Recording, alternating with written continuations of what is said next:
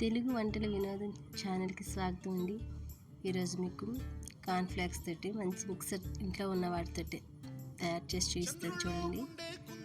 ఇవి చాలా ఈజీగా అయిపోయాయండి. మనకి ఎక్కడికైనా వెళ్ళటానికి, పిక్నిక్ టైంలో కూడా తీసుకొని వెళ్ళటానికి, స్నాక్స్ లాగా ఈవినింగ్ తినటానికి, పిల్లలకి బాక్సుల్లో పెట్టడానికి కానీ చాలా బాగుంటుందండి. వాళ్ళకి కూడా ఇష్టపడి తింటారు.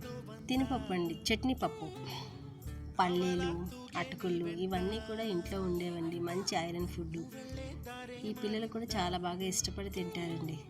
ఇది కూడా ఇంకోటి ఏంటంటే విషయము, బయట అయితే అన్ని ఆయిల్, మరిగించిన ఆయిల్లోనే చేస్తుంటారు కదండి. కానీ కొన్ని సందర్భాల్లో తప్పదు, కొనుక్కొని తింటాం. కానీ ఇంట్లోని మనం చాలా వరకు ఇది చేసుకొని పెట్టుకుని ఉంటే ఇది ఎన్ని రోజులైనా సరే పాడవదండి. గాలి తగులుకుంటూ ఉంటే చాలు. వీటిలో చూడండి,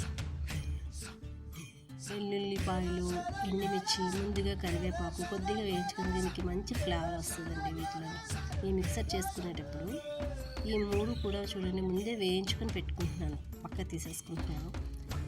ఇవి వేయించేసి పెట్టేసుకున్న తర్వాత లాస్ట్లో అటుకులు వేస్తున్నానండి. ఎందుకంటే ముందుగా అటుకులు వేయించామనుకోండి అవి కొంచెం అడుగును ఉండిపోయి కొంచెం ఇబ్బందిగా అనిపిస్తుంది అనమాట ఆయిల్కి మళ్ళీని.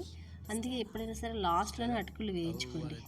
ఇప్పుడు ఈ ఎండుమిర్చి ఇవన్నీ ఉన్నాయి కదండి, కరివేపాకు ఇవన్నీ కూడా బాగా కలుపుకొని దాంట్లో కొంచెం సాల్ట్ వేసుకొని కలుపుకోండి. కలుపుకున్న తర్వాత వీటిని ఈ వేయించి పెట్టేసిన ఇవన్నీ ఉన్నాయి కదండి, వీటి మీద బాగా చల్లండి. చాలా కలర్ఫుల్గా చూడండి ఎంత బాగా కనిపిస్తుందో.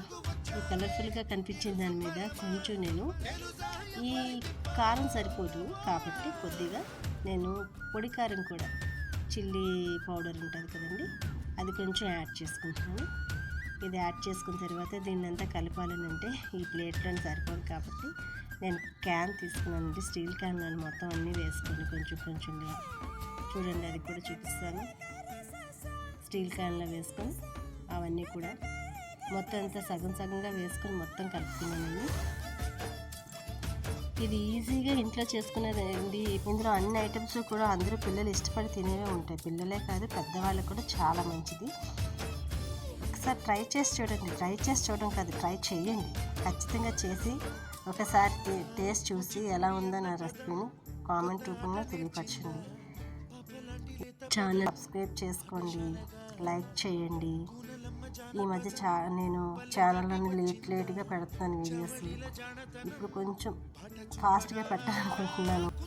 మా పిల్లలు వాళ్ళ ఫ్రెండ్స్ అందరూ మంచి వీడియోస్ చేయమని చెప్పేసి అడుగుతున్నారండి. ఖచ్చితంగా చేస్తాను. Thank you. ఈ రెసిపీ ఒకసారి ట్రై చేసి చూడండి.